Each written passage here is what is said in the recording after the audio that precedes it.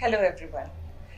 Today we'll talk about ovarian cysts यानी कि ovaries में जो सिस्ट बनते हैं उसके बारे में हम बात करेंगे. बहुत लेडीज़ मेरे पास आती हैं with complain of pen abdomen या कभी उन्होंने बाहर कभी स्कैन कराया है या फिर हम स्कैन करते हैं तो ओवरी में एक सिस्ट नज़र आती है. अब सिस्ट क्या है? सिस्ट एक वाटर बैग है या कोई लिक्विड वाला बैग है जो आपकी ओवरी में बन गया है. सिस्ट जो हैं ये डिफरेंट टाइप्स की होती हैं, डिफरेंट तरह की होती है. नॉर्मली एक यंग लेडी या यंग गर्ल है जिसके पीरियड्स अगर रेगुलर आ रहे हैं उनकी ओवरीज में सिस्ट बनती रहती हैं. जब एग रिलीज होता है ओवरी से तो अगर उसका वाटर बैग पीछे रह जाता है तो काफ़ी दफ़े हम दो तरह के सिस्ट ओवरीज में देखते हैं जिनको हम बोलते हैं सिंपल सिस्ट या अगर लेडी प्रेग्नेंट हो तो उसको हम कहते हैं कॉर्पस लूटियम. ये जो सिस्ट हैं अगर ये 5 सेंटीमीटर से कम है और ये बहुत सिंपल लुकिंग सिस्ट हैं जिसके अंदर कोई एबनॉर्मलिटी, कोई मेजर सॉलिड पार्ट नहीं नज़र आ रहा और सिंपल लिक्विड नज़र आ रहा है तो हम इनके बारे में वरी नहीं करते हैं. आमतौर पर हम लेडीज़ को ये कहते हैं कि 6 वीक्स के बाद हम आपका स्कैन रिपीट करेंगे और उसके बाद हम देखेंगे कि ये सिस्ट डिसअपियर हुई या नहीं या इसका साइज बढ़ तो नहीं रहा. So these are the most common kind of cysts that most people will have. Most of the time these cysts will not need operating. आप पैनिक मत करें क्योंकि अगर सिंपल सिस्ट हैं तो उनको ऑपरेट करने की ज़रूरत नहीं है, ये अपने आप ही डिसअपियर हो सकते हैं. Then we come to the next category of cysts which sometimes are worrisome and sometimes are not. वो cysts जो वो फ्लूइड वाले बैग्स जो ओवरी से बन जाता है जिसमें ब्लड हो, जिनको हम बोलते हैं हेमोरेजिक सिस्ट. हेमरेज होता है कहीं पे भी ब्लीडिंग होना. कई बारी अगेन जो सिंपल सिस्ट आपकी ओव्यूलेशन के बाद या एग रिलीज के बाद जो ओवरी का वाटर बैग है उसके अंदर अगर ब्लीडिंग हो जाए तो वो ब्लड वाला सिस्ट बन जाता है और ये सिस्ट भी नॉर्मली 6 to 8 वीक्स में डिसअपियर कर सकता है. इसके लिए भी अगर साइज उसका 5 सेंटीमीटर से कम है तो हम एकदम से सर्जरी के लिए एडवाइस नहीं करते हैं.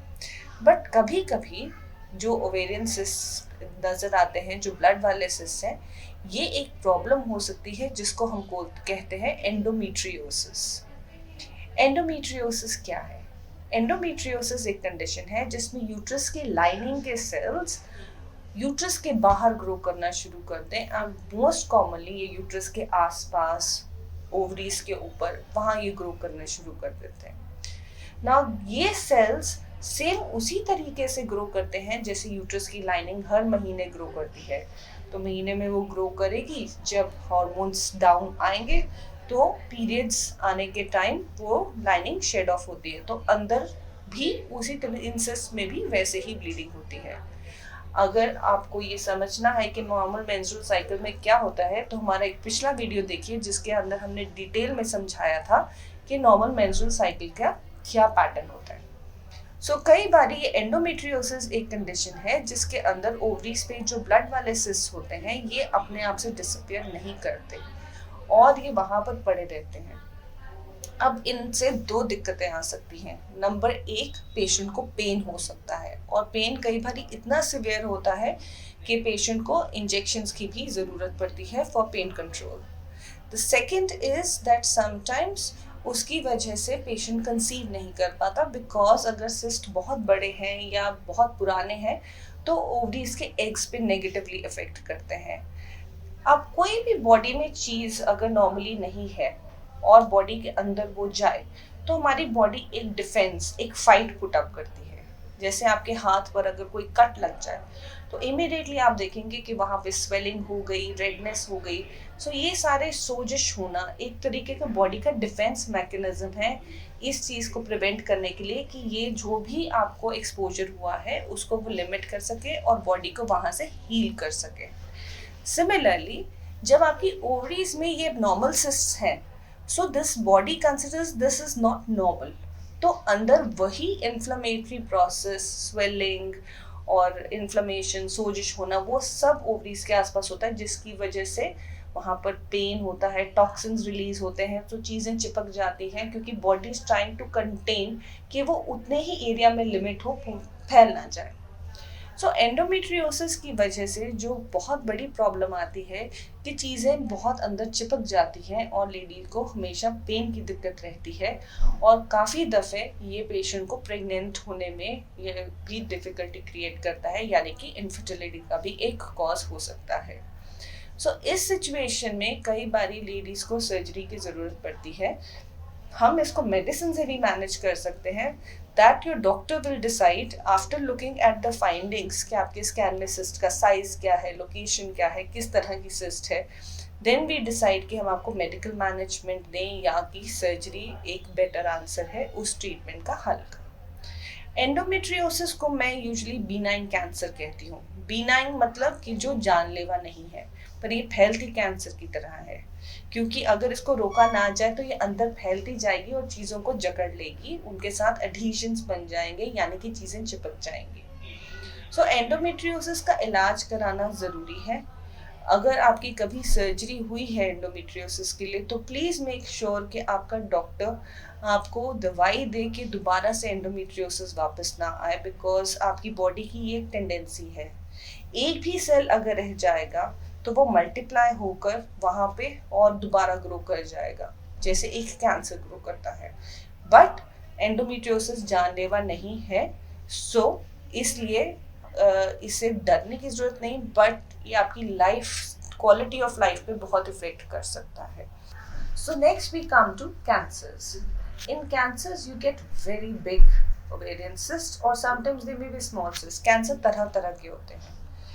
I have operated on ladies with cancers with ovarian cysts of the size of 30 centimeters and 40 centimeters।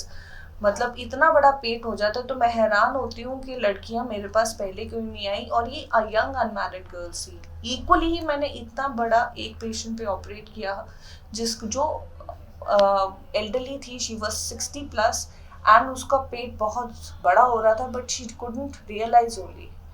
कई बारी अब आप ये सोचो कि ओवेरियन सिस्ट, कई बारी ओवेरियन कैंसर लेट क्यों पता चलता है। ओवरी का साइज सिर्फ बादाम जितना है, so it's 3/2 into 1 centimeter. By the time ovary has a cancer in it, it becomes very big, or it is usually picked up in stage 3. Okay, so ovarian cancer late diagnosed होता है because of the size of the ovary. Till the time it becomes obvious कि इतना बड़ा हो गया, मेरा पेट फूलने लग गया, तब तक ओवरी का साइज बहुत बड़ा हो जाता है। अब किन लोगों को ज़्यादा केयरफुल रहना चाहिए? अगर आपकी फैमिली में हिस्ट्री है, आपकी मासी, आपकी नानी, आपकी मदर, आपके कोई भी फर्स्ट डिग्री बुआ जी, आपके कोई भी फर्स्ट डिग्री रिलेटिव जिनको ब्रेस्ट या ओवरी का कैंसर है, तो आपका रिस्क ओवेरियन कैंसर के लिए इंक्रीज्ड है।